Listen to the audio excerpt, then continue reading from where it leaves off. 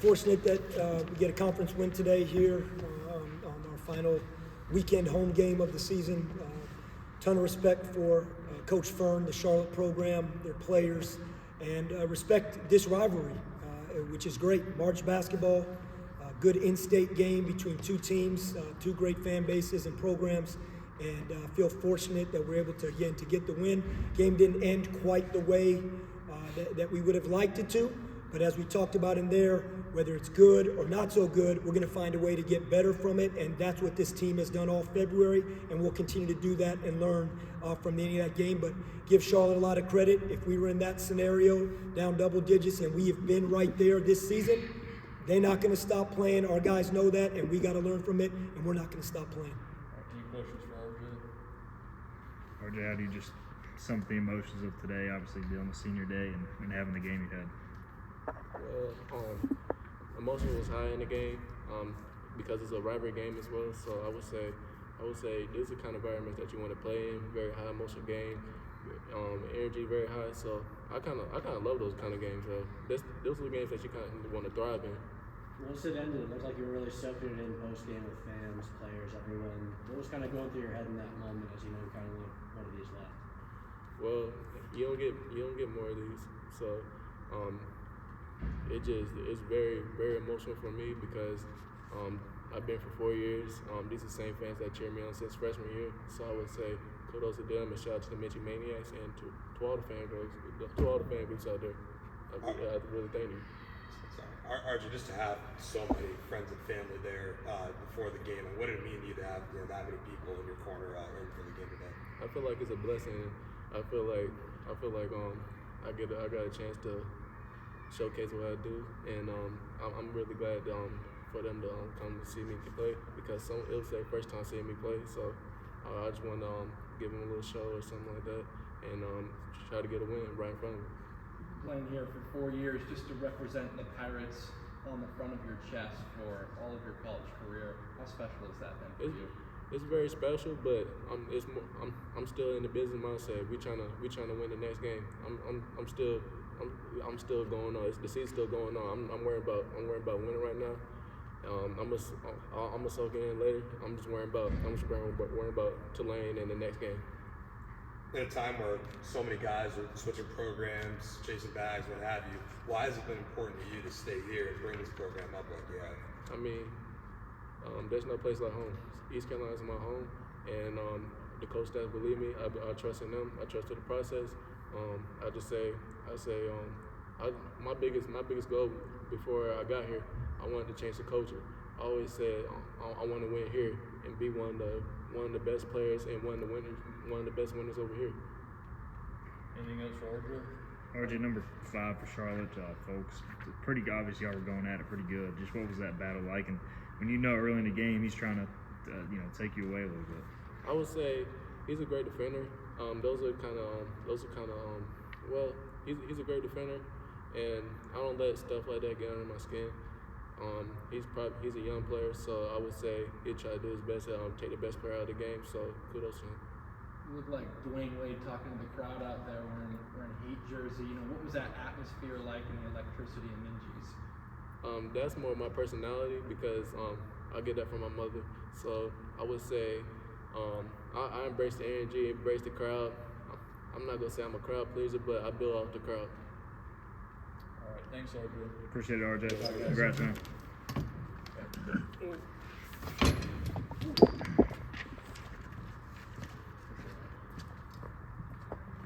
Any questions for Coach?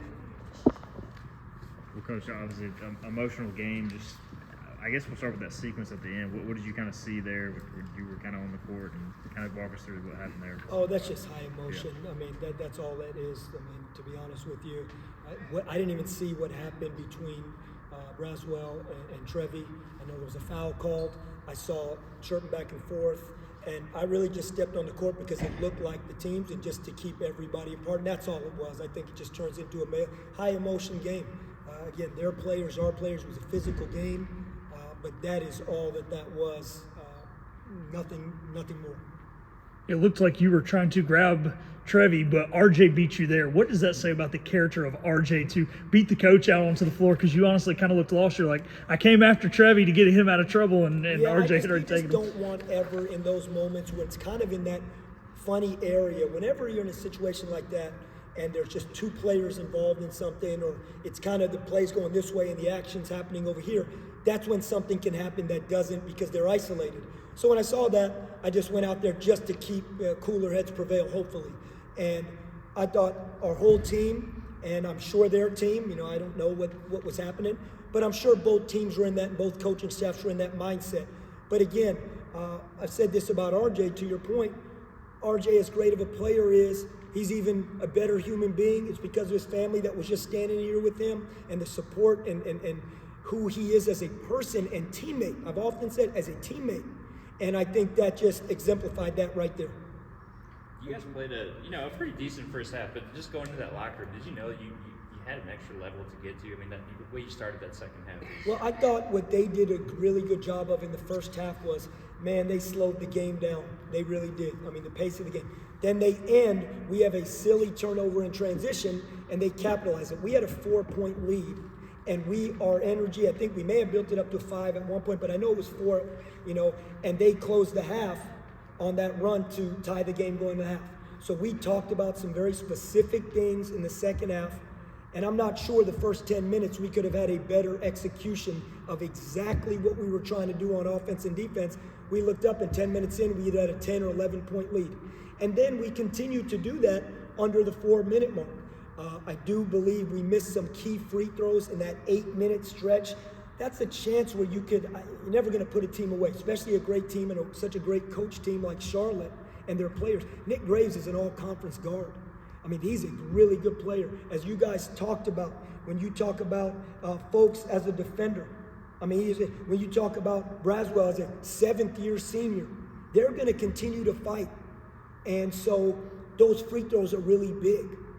But that being said, I thought we executed for the first 17 minutes of the second half exactly what we wanted to do on offense. And I thought defense, we picked the tempo up.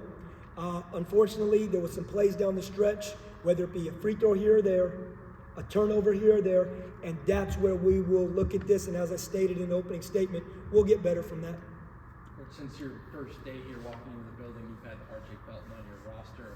What has he meant to you as not only a player, but just as a person? Yeah, you hit it on the head. Heart and soul guy.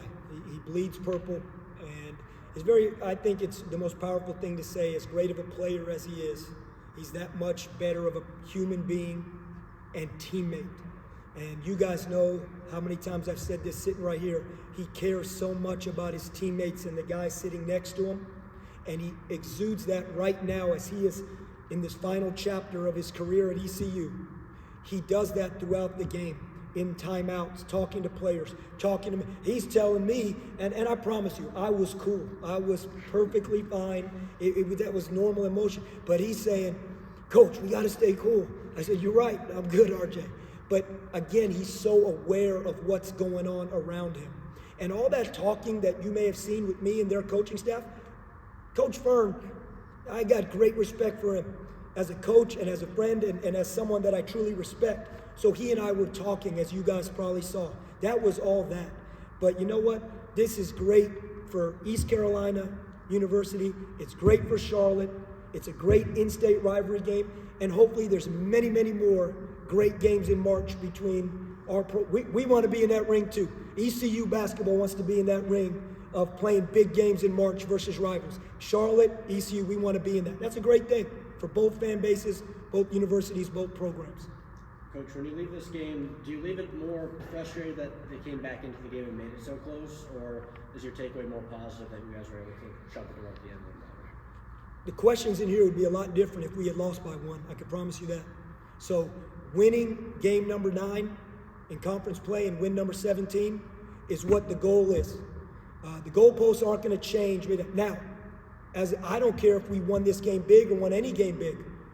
We have the same process when we come back in. We look at what we have to do to be better, even in games we win. I've never been a part of a perfect game, even when you win and you feel like, man, that was a really good win. If we had played those last 2 minutes perfectly and we end up winning by 10 or so, whatever, that we have a lot of things we need to continue to improve on. And I said this to the team.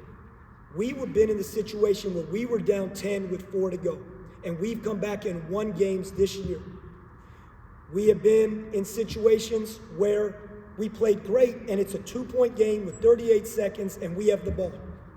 So there'll be another time this year that it'll be a 1-possession game, whether we played great all game, didn't play well and fought back, or it was an evenly matched game for 38 minutes, 39 minutes.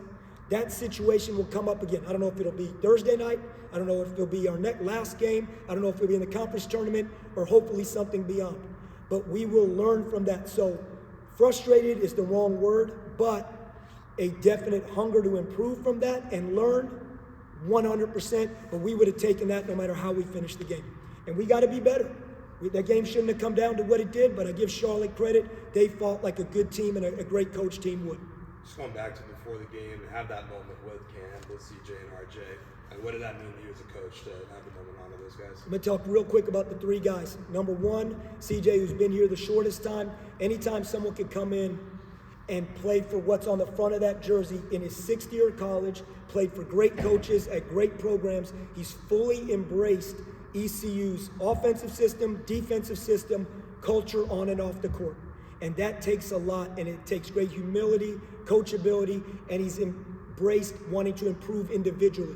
So that is really, I wish we could coach CJ 2, 3, 4 more years. But that meant a lot to be with him there, knowing he only has 1 left home game here. Cam Hayes, I think about him last year. He had an opportunity when the NCAA cleared him to say, Coach, you know what, I'm going to hold my year of eligibility so I get 2 full years left in college. He said, no, I want to play, knowing he had lost most of his season. Well, I should say half, because it was at the end of non-conference play. And it then took some time for him to get going.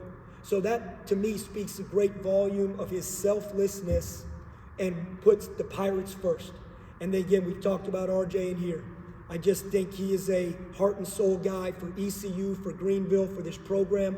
And what he said, to be a winner and help establish a culture here, he has done just that, but I don't believe he's finished yet, and we're not finished. Which you mentioned not being finished when it comes to the preparation during the week. How often do you look at that banner where it says, "Are you next"? Well, it's not only in your practice facility, but my office is right up there, and I feel like it's this glaring light beaming right in my eyes, right out of it. So I see it a lot, but right now, look, that's fantastic. And you know, we were fortunate enough to have players from the 72 team and the 93 team here with us the last 2 days.